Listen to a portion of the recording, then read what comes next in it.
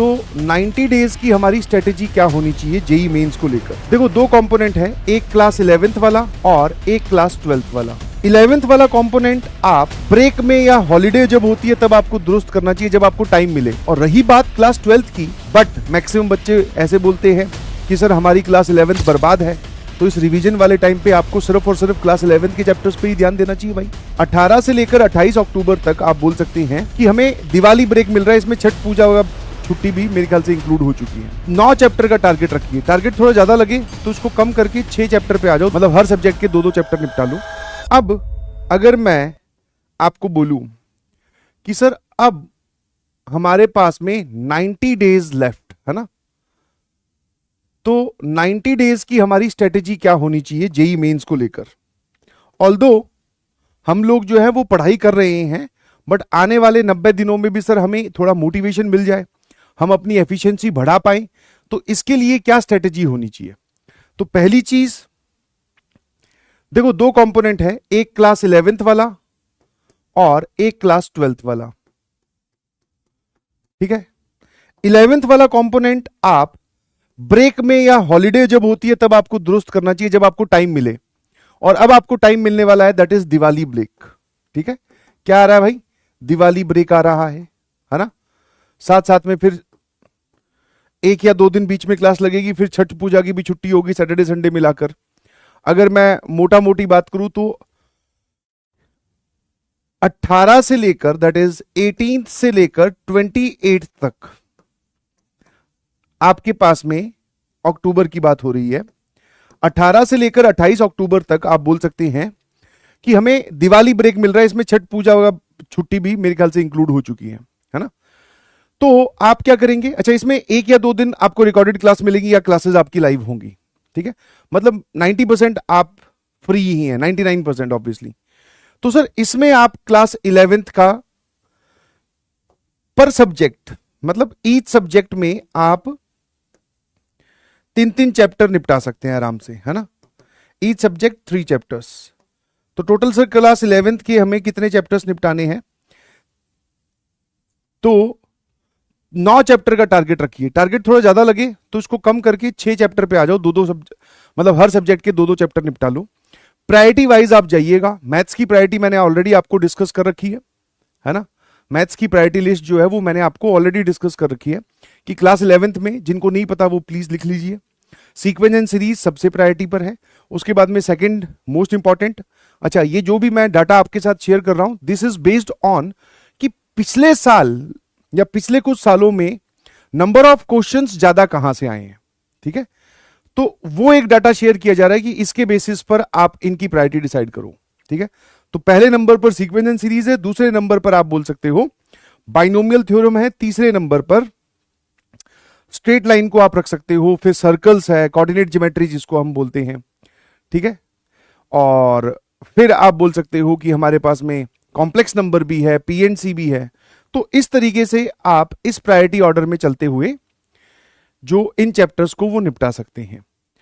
ठीक है, अब जैसे कोऑर्डिनेट ज्योमेट्री, कुछ लोग बोलेंगे सर हमने sequence and series binomial theorem कर लिया, तो ठीक है कोऑर्डिनेट ज्योमेट्री से आप जाइए, कोऑर्डिनेट ज्योमेट्री पूरी आप स्टार्ट करो। स्ट्रेट लाइन से शुरू होती है कहानी और फिर जाकर हाइपरबोला पर खत्म होती है।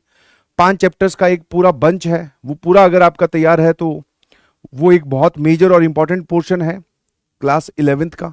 ठीक है, अब सोर्स क्या रहेगा सर हमारी इस प्रिपरेशन का, कि हम कहां से इस लेक्चर को कवर करें जो आप अभी बोल रहे हो। तो सोर्स रहने वाला है या तो पीडब्ल्यू जेई ऑफिशियल्स चैनल जो अपना नया स्टार्ट हुआ है, जिसपे 1 शॉट आपके लिए क्लास 11th के लाए गए हैं, उसमें फिजिक्स के भी लेक्चर डल रहे हैं, केमिस्ट्री के भी डल रहे हैं, और मैथ्स तो मैं ही ले रहा हूं, मैथ्स के भी लेक्चर डल रहे हैं। बहुत जल्दी उसमें बाइनोमियल थ्योरम का भी लेक्चर अपलोड हो जाएगा, नेक्स्ट चैप्टर, सॉरी पीएनसी का नेक्स्ट चैप्टर अपलोड होगा, उसके बाद में बाइनोमियल थ्योरम होगा। ठीक है, तो आप वहां से भी कवर कर सकते हो। पुराने जो ईयर्स की पिछले साल के मंजिल के लेक्चर्स हैं या उससे पिछले साल, जहां से भी आपको कंफर्टेबल लगे, जिस भी टीचर से आपकी ट्यूनिंग ज्यादा अच्छी जमे, वहां से आप 1 शॉट से भी कवर कर सकते हो। बस 1 शॉट से कवर करने के बाद में ये ध्यान रखना कि कम से कम आप पर चैप्टर, मैथ्स की बात अगर मैं करूं क्योंकि प्रैक्टिस इज इंपॉर्टेंट, तो 50 पीवाईक्यूज लगाओगे। और पीवाईक्यूज का जो ऑर्डर है मैं ऑलरेडी बता चुका हूं, 2025 पहले कवर करो, फिर 24, फिर 23, ऐसे पीछे की ओर मूव करना है। ठीक है, हाँ है ना। और 50 PYQs apart from classroom examples, क्योंकि क्लास में भी जब टीचर पढ़ाता है तो बहुत सारे PYQs वो क्लास के दौरान भी आपको कंप्लीट करवा देता है। तो उनको छोड़कर 50 और नए PYQs आपको सॉल्व करने हैं जिसमें डिफरेंट वैरायटी हो। समझ गए कि नहीं समझे? ठीक है, तो ये क्लास 11th का दिवाली ब्रेक में 3 चैप्टर ज्यादा लग रहे हैं मुझे भी, तो एक काम करते हैं इसको कम कर देते हैं, 2 चैप्टर ईच सब्जेक्ट के लिए, और टोटल आप 6 चैप्टर कंप्लीट करोगे, 2 फिजिक्स के, 2 केमिस्ट्री के और 2 मैथमेटिक्स के। क्या ये बात क्लियर है? और रही बात क्लास 12th की, तो क्लास 12th का सिलेबस अभी आपका चल रहा है, ठीक है। तो इस दिवाली ब्रेक में आप आगे के चैप्टर पढ़ने के लिए मैं आपको नहीं बोलूंगा, बट पीछे के जो चैप्टर्स आपने पढ़ लिए हैं उनकी रिवीजन कंप्लीट कर दो। क्योंकि आप खुद सोचो ना, अभी मान लो क्लास 12th का आपकी ये जर्नी पॉइंट है, हम क्लास 12th की जर्नी में यहां तक पहुंच चुके हैं, यहां हम खड़े हैं, इतनी सी जर्नी हमारी और बाकी है जिसमें 3 या 4 चैप्टर, 5 चैप्टर्स और बचे हैं।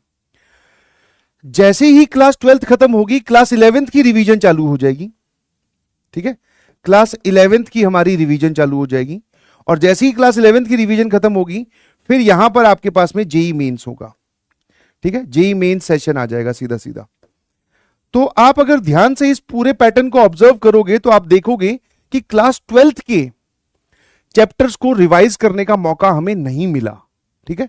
अब एक जो थोड़ा टाइम मैनेजमेंट जिसका अच्छा है बच्चे का, तो वो इस रिवीजन वाले पार्ट में ही क्लास 12th के चैप्टर्स को भी रिवाइज करेगा।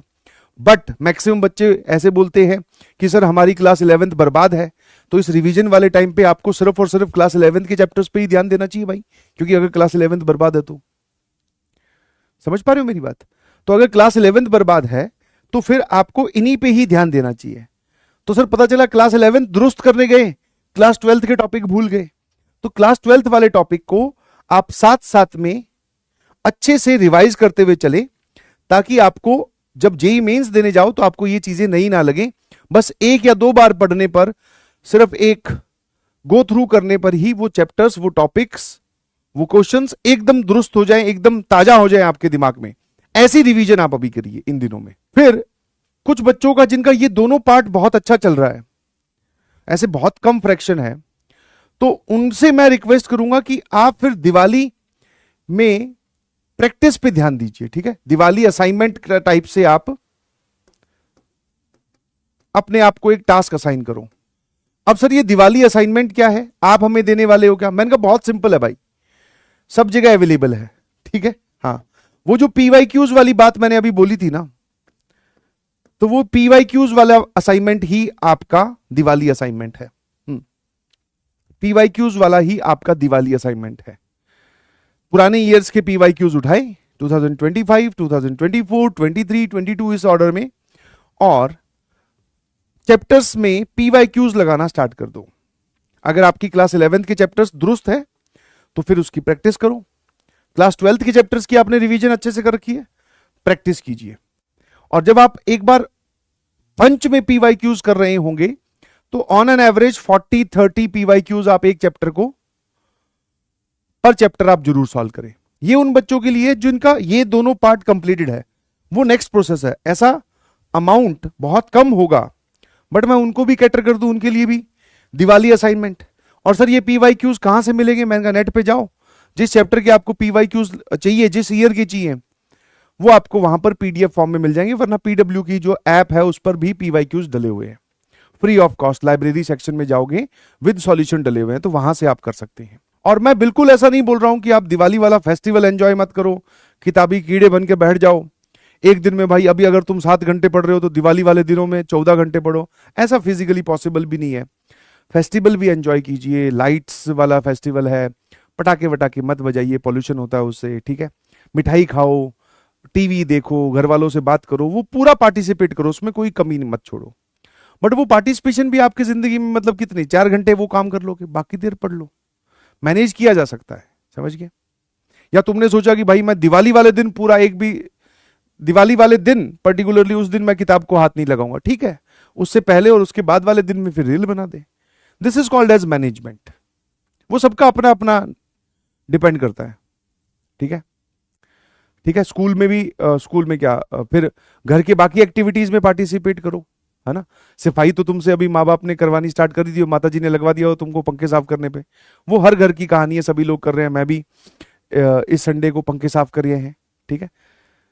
अब फिर कल परसों में कोई और दूसरा टास्क निकल आएगा, तो उसमें भी थोड़ा थोड़ा पार्टिसिपेट करो ताकि तुम्हें वो फेस्टिवल वाइब्स महसूस हो, बट एक बैलेंस अमाउंट में, ठीक है। उससे दिमाग को ब्रेक मिलता है, अच्छा लगता है दिमाग को, एक जो प्रिपरेशन में बोरियत आ गई है वो दूर हो जाती है, हम एक नई एनर्जी का अनुभव कर पाते हैं, नई एनर्जी फील कर पाते हैं, वो एनर्जी हमें मोटिवेट करती है सर और पढ़ाई करने के लिए और मेहनत करने के लिए।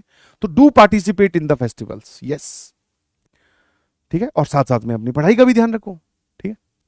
आई होप, मेरे ख्याल से इसमें किसी को कोई दिक्कत नहीं होगी, and this is your Diwali strategy, या अब बचे हुए दिन में आपको कैसे एक्ट करना चाहिए, ठीक है। और अगर आपका कोई चैप्टर किसी पर्टिकुलर सब्जेक्ट का पूरा एकदम उड़ा हुआ है और वो चैप्टर से पीवाईक्यूज आते हैं, प्रायोरिटी लिस्ट में वो है, ठीक है।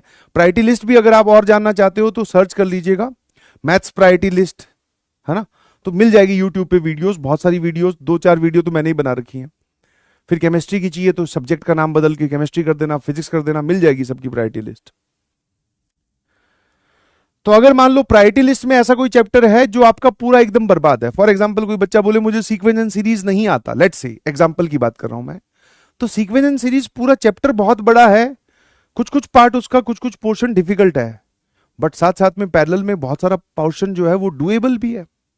डायरेक्ट एपी से सवाल आते हैं कि भाई इस एपी की 5वीं टर्म ये है, पीछे से 18वीं टर्म ये है, तो बताओ कॉमन डिफरेंस क्या होगा। तो these are the question that are very straight forward.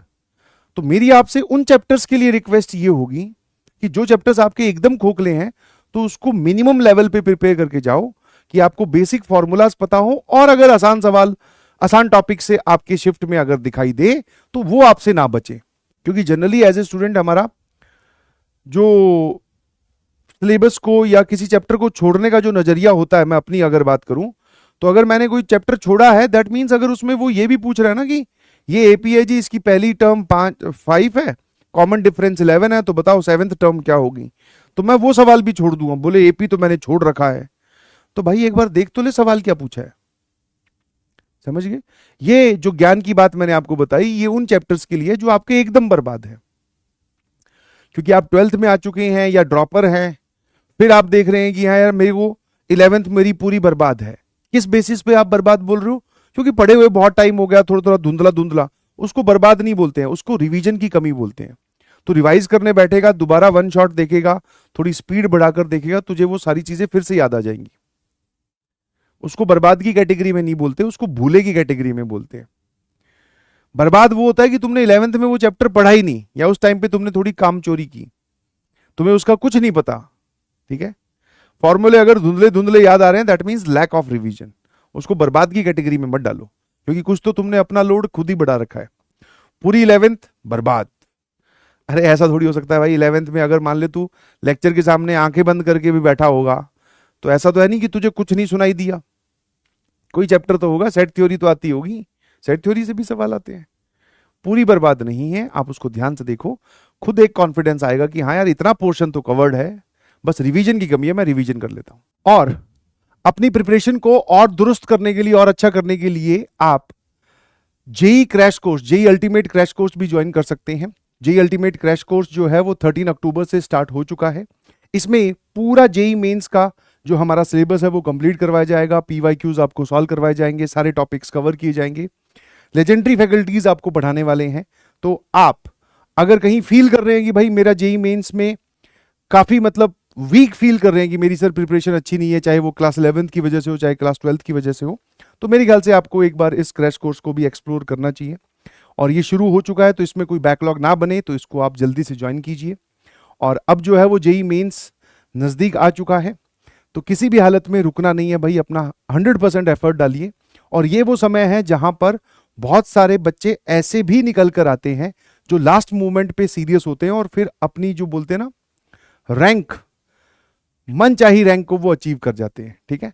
तो ऑल द वेरी बेस्ट, बहुत अच्छे से पढ़ाई करो, और किसी भी चीज पे ज्यादा कंफ्यूज, ज्यादा सोचने की जरूरत नहीं है, just do it, start your preparation and start it now, ठीक है। Thank you so much, bye bye, love you all.